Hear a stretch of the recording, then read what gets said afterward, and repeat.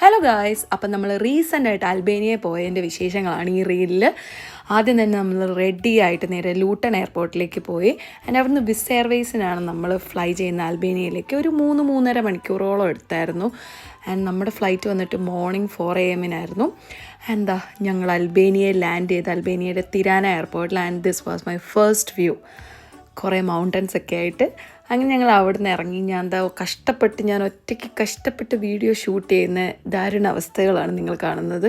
അവസാനം ഞാൻ ഇങ്ങനെയൊക്കെ വീഡിയോ എടുക്കുന്നത് പോലെ ആയിപ്പോയി.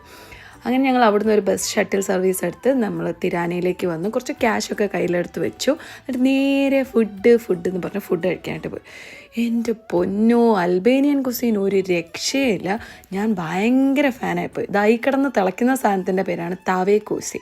താവേക്കോസി ഒന്നുമല്ല, ഷീപ്പാണ്. ഷീപ്പിൻ്റെ പുറത്ത് കേടും എഗ്ഗും ഒക്കെ കൂടെ വന്നിട്ട് ഒരു കിടിലൻ സാധനം. അവരുടെ ഒരു ട്രഡീഷണൽ ഡിഷാണ്.